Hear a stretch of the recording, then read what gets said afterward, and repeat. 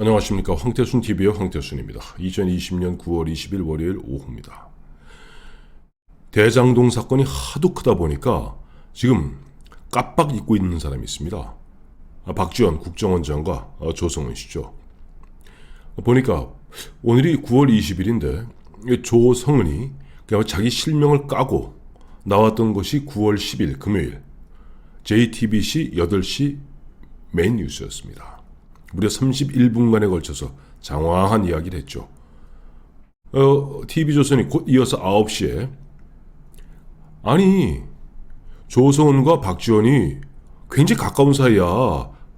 조성은 페이스북 보니까 8월 11일 박지원과 롯데호텔 38층에서 역사와의 대화를 나눴대 라고 까는 통에 바로 9월 10일 있었던 공수처에 윤석열은 지금부터 피의자로 입건되어 있습니다. 그리고 곧 이어서 조성은이 JTBC에 나와서 황치를 하려 했던 것이 삐그러졌죠. 그런 가운데 9월 12일, 8일 전입니다. 9월 12일 SBS 뉴스에서 조성은이 말실수를 했죠. 조성은이 그때도 보니까 한 30여 분, 31분간인가 시간을 갖다가 할애받은 가운데 이런저런 이야기하다가 결정적으로 아니 원래 9월 2일이라는 그 날짜죠. 뉴스버스에 나온 그 날짜입니다. 그거는 우리 원장님이나 제가 원했던 그 날짜가 아니에요. 뉴스버스 편집인인 이준동 기자가 치자 해서 나온 겁니다. 그래서 제가 사고라고 했던 겁니다. 사고. 자, 이러다 보니까 지난 한 주 동안 온 세상이 시끌벅적지근했습니다. 윤석열 게이트로 몰고 가려 했던 이른바 고발 사주권은 졸지에 제보 사주의 박지원, 조성은 게이트로 확 변질되고 말았습니다. 그러다 보니까 국가정보원장 박지원 원장은 별스러운 얘기를 다 했죠. 호랑이 꼬리 밟지 마. 나 밖에 나가서 이야기하면 나 정치 구단이야. 내가 입을 열면 재미없어. 별스러운 얘기를 다 하는데 이 양반이 사족을 달아버렸어요. 거기까지만 갔으면은 상당히 보면은 그 이야기를 듣는 상대 입장에선 공포에 질렸을 텐데 거기서 한 걸음 더 나갔습니다. 뭘까요? 내가 윤석열이하고 술 여러 번 먹어봐서 아는데 윤우진건도 있고 이러다 보니까 윤석열이 받아쳤죠. 나는 박지원 씨하고 당신하고 술 먹은 적 없어요. 졸지에 호랑이 꼬리가 이른바 고양이 꼬리가 되고 개 꼬리가 되는 순간이었습니다. 어쨌든 그런 와중에 추석 연휴 시작되는 18일부터 추석 연휴 아니었어요? 그 즈음에서 조성은이 희한한 얘기를 했어요. 나의 역할은 여기까지다. 앞으로 언론에 방송 등에 출연하지 않겠다라고 얘기했습니다. 당연히 눈치 빠른 기자들은 조성은 흔한 얘기를 토끼를 준비하는구나. 적당히 불 질러놓고 나의 역할은 여기까지다 라고 하니까 기자들이 눈치가 얼마나 빠릅니까? 이 친구 봐라. 이 친구 윤지호 행세, 윤지호 흉내내네. 확 불질러 놓고 캐나다로 도망간 윤지호 기억나시죠? 이 윤지호 같이 이게 불 질러 놓고 불장난해 놓고 어디를 도망가려고 들어? 라고 눈치 빠른 기자들이 드디어 언론에서 조지기 시작한 겁니다. 그래서 조성은이 아이씨 나는 말이야 가서 무슨 사업 론칭하려 미국 가려 했는데 내가 더러워서 안 간다. 내가 이게 다 마무리해놓고 간다 라고 얘기했는데 그 말에 속으면 안 됩니다. 이 전형적인 이른바 성동격서 전법 그렇게 느껴집니다. 왜? 박지원 씨가 보면 나 호랑이 꼬리야. 나 호랑이 꼬리 밟지 마. 나 밟으면 재미없어. 나 정치 구단이었어. 내가 옛날 윤우진 건도 내가 법사위원 있을 때 내가 제일 먼저 국회에서 터뜨렸잖아. 윤석열 이런 식으로 이야기하면서 나 윤석열 너하고 술 많이 먹어봐서 알잖아 임마 라고 얘기했던 겁니다. 근데 윤석열 전 총장, 윤석열 후보가 웃기는 소리 하지 마세요.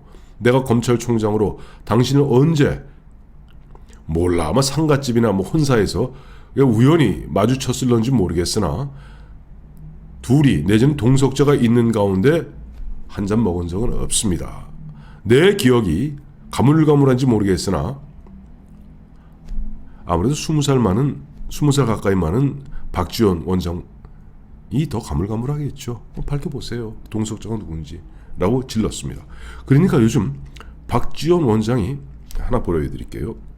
최근에 딴지일보에 나왔던 거, 야, 뭐 보면 박지원 간단한 사람 아니다. 그 사람의 과거 경력으로 봐서 그 전투력 보통 아니다.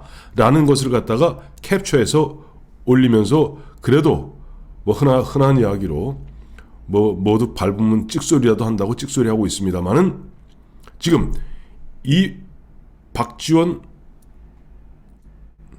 다음에 조성은 이 두 사람이 어쨌든 박지원은 국가정보원장이니까 입국 다물고 있고 어쨌든 국가정보원에 대한 국회 정보위에서 국정감사도 비공개거든요. 그건 뭐 입 다물겠죠. 그 다음에 또 여당 의원들이 엄호할 거고 여권. 근데 이 문제는 뭐니까 이만 천방지축으로 날뛰고 천방지축으로 그동안 막 이 말 저 말 해댔는 조성은이가 문제였던 겁니다.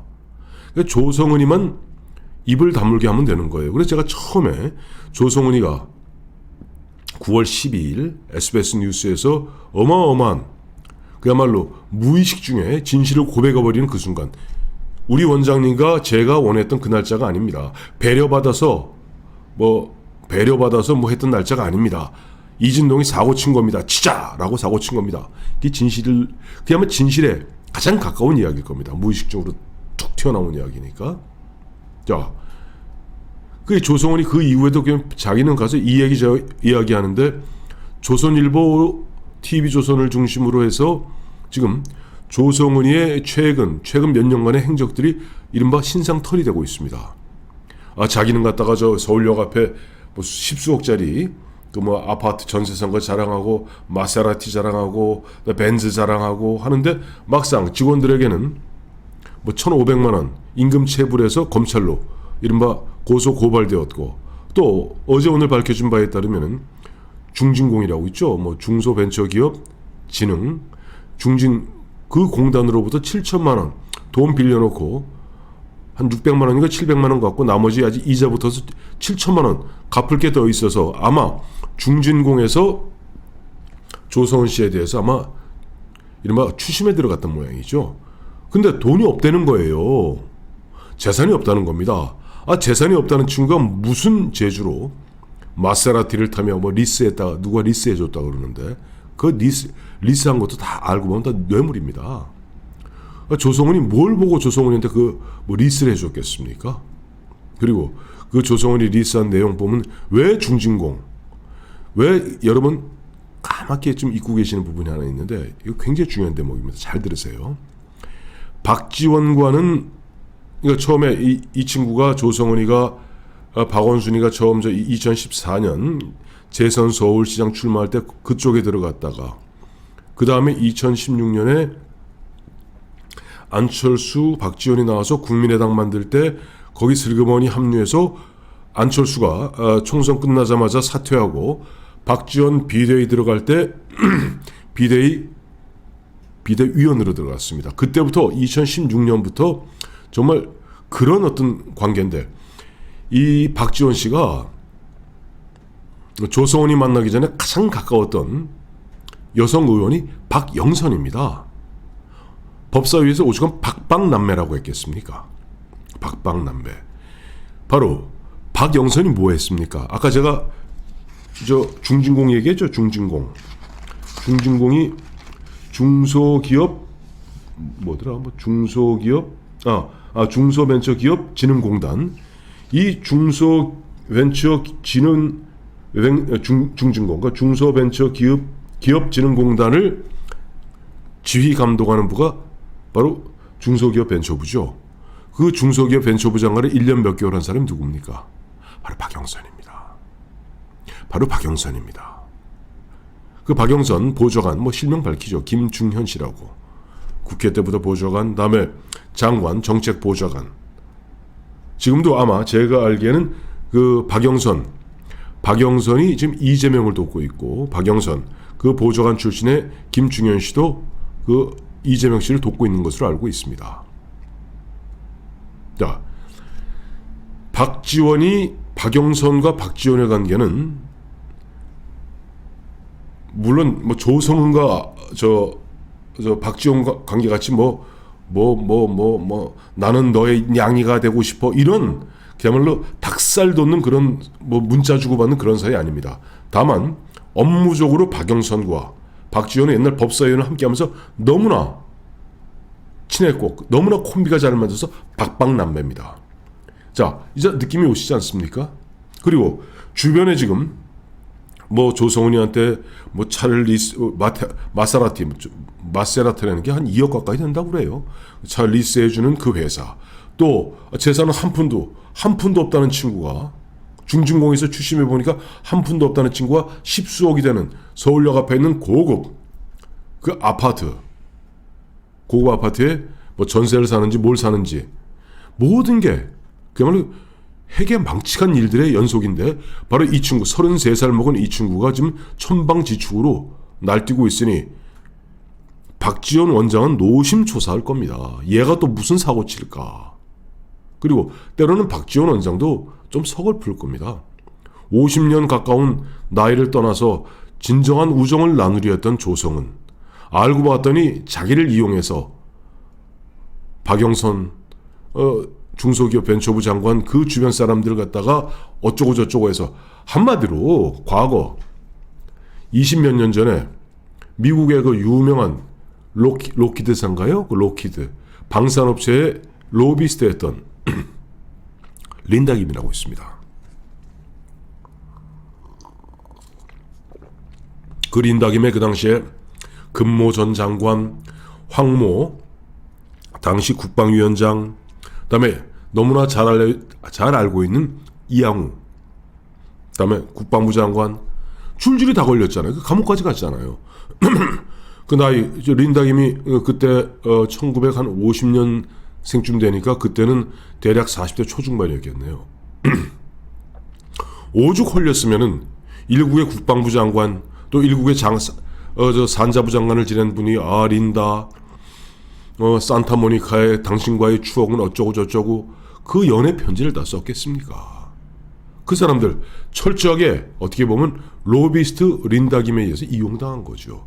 저는 모르겠습니다. 제 추론입니다만은 조성은 씨는 박지원 원장을 갖다 통해서 나름 엄청난 로비 행각을 벌였던 것이 아닌가 하는 짐작을 하게 됩니다. 왜?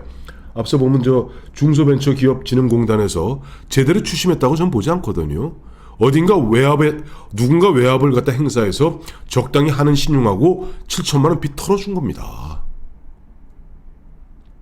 그렇게 보는 것이 아마 검사나 검찰 수사관들이 저와 아마 비슷한 입장일 겁니다. 어쨌든 이와 같이 여러 가지 이른바 문제투성이인 조성은이 계속 보면 붕 떠갖고 이 말 저 말하고 그야말로 자기가 뭐 하는 말인지도 모르고 막 주워 제끼니까 박지원으로서는 지금 최소한 침묵 모드로 들어가는 가운데 어떻게 하든지 조성은을 갖다가 침묵 제일 좋기야 사실 영원한 침묵이 제일 좋겠습니다만은 그렇게까지 할 배짱은 없을 것 같고 그 제 두 번째가 뭐겠습니까? 미국으로 도피시키는 거죠. 왜? 박지원 원장 공직에 들어오기 전에 원래 그 사람 금성사 직원으로 뉴욕에서 가발 장사로 떼돈 번 사람입니다. 가발 장사로 떼돈 벌어서 뉴욕 한인회장했고 50 시절에는 정경환 흔한 얘기로 그 당시 뉴욕에서는 정경환 가방 못지라는 이야기를 들을 정도로 권력에 민감했던 이른바 졸부죠. 즉 뒤집어 이야기하면 지금 뉴욕 미국에 많은 네트워크가 있다는 겁니다. 그러니 조성은이 하나 이른바 도피시키는 건 일도 아니겠죠. 자, 이러니 우리가 지금 제가 거듭거듭 말씀드리지만 가장 중요한 게 뭐가 있습니까? 지금 보니까 모든 지금 보면 블랙홀이 됐어요. 또 대장동, 이재명의 대장동 이른바 또 잊어먹었다. 무슨 이 회사 대천 화유인가? 아유 이름이 어려워서 이제 외워지질 않아요. 화천대유, 천화 동인 이게 블랙홀이 돼갖고 모든 여야 할 것 없이 거기에 지금 모든 뉴스가 그쪽으로 쏠리고 있습니다만 그거는 이재명 지사 이재명 후보의 이른바 역대급 그야말로 특혜, 이른바 과거 수서 비리 뭐 그런 것과 연결돼서 이재명에게 타격은 갈 수 있으나 그건 이재명을 타격하는 것으로 끝날 뿐이지, 문제는 뭐냐니까 지금 정권 차원에서 윤석열을 잡기 위해서 벌이고 있는 것으로 짐작되는 고발 사주, 그 프레임이 여전히 작동하고 있다는 겁니다. 이 엉터리 작동, 이걸 갖다 깨부숴야 되는데 지금 사람들이 이쪽으로 확 쏠리다 보니까, 뭐 이재명 잡는 데 쏠리다 보면 어느 순간에 지금도 보니까 당장 공수처는 공수처대로 지금 수사 진행하고 있고 서울중앙지검은 서울중앙지검대로 좀 수사하고 있거든요. 동시에 하고 있습니다. 서울중앙지검이 어제 아래 보니까 대검찰청을 압수수색했습니다. 왜? 손준성 검사가 거기 있었기 때문에. 우리는 다 압니다. 손준성 검사 보냄, 이거 얼마든지 조작 가능하다, 다 확인되었습니다만 그럼에도 불구하고 지금 어떻게 하든지 손준성과 윤석열을 엮기 위해서 별 생쇼를 다 합니다. 이걸 끊을 수 있는 길은 뭘까요? 박지원, 그 다음에 조성은, 조성은이 툭 SBS에서 말실수했던 바로 이 하늘이 내려준 이 보배 같은 그 한마디, 저와 우리 원장님이 원했던 시간이 아니에요. 이진동 기자가 사고 친 거예요. 치자고 했어요. 이거 진실을 밝혀야 됩니다. 그러자면 어떻게 될까요? 조성은 절대 나가지 못하도록 지금 검찰, 관계기관 등에 보면 국민의힘이 앞장서서 이른바 긴급 출국 금지를 요청해야 되고, 경우에 따라서는 우리가 청와대 청원 메시지 있지 않습니까? 이럴 때 써먹는 거죠. 언제 써먹어요? 거기다가 왕창 올려야 됩니다. 야, 그 너희들 이야기대로 공익 제보자라 하시는 그 위대하신 조성은 양이 괜히 이것저것 저 풍찬 노숙하지 않고 대한민국의 따뜻한 밥 잡수실 수 있도록 추구하지 못하게 해주십시오 라고 청원을 해야 됩니다. 자칫 잘못하면요, 저 윤지호 꼴납니다. 나의 역할은 여기까지다. 이게 뭘 의미하는 걸까요? 이게 아무것도 아닌 얘기였습니다만은, 조성훈이 33살의 그 참 발치가 나가시가 나의 역할은 여기까지다. 그 역할이 무엇을 의미하는 걸까요? 참 의미심장합니다. 절대 못 나가게 됩니다. 자칫 잘못하면 우리 국민 전체가 닭 쫓던 게 지붕 쳐다보는 꼴로 그야말로 허탈한, 그리고 내년 3월 9일 대선이 지나가는 경우가 생길 수 있겠죠. 자, 오늘 이제 9월 20일 내일 추석입니다.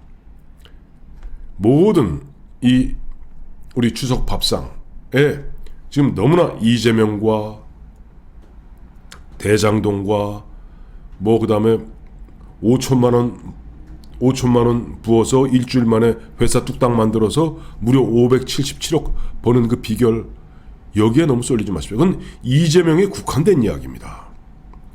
뭐 막말로 얘기해서 이재명이 자기가 뭐 단돈 1원이라도 부당하게 불법으로 받았다면 저 후보직 사퇴하고 공직 사퇴하겠다 했으니 그것만 밝혀서 공직을 사퇴하게 하던, 후보직을 사퇴하게 하던 부당하게 받았으면 그거 갖고 안 되죠. 감옥 가야죠. 그건 그 이재명에 국한된 이야기지만, 이거는 지금 조직적으로 국가정보원까지 이렇게 저렇게 연결되어서 자기들의 정권 재창출을 위해 가장 유력한 야권의 후보인 윤석열을 갖다 음해하려는 정황이 뚜렷하고, 그것을 갖다 하느님이 보호하사 조성훈이 부지불식간에 진실을 고백했는데 그것을, 그 불씨를 살려나가지 못한다면 그거는 누구 탓일까요? 바로 멍청한 보수 탓이겠죠. 자, 우선 급한 대로 조성훈에 대한 출국 금지 반드시 이번 추석 연휴 끝나면 반드시 성사시켜야 할 겁니다. 한번 두고 보겠습니다. 고맙습니다.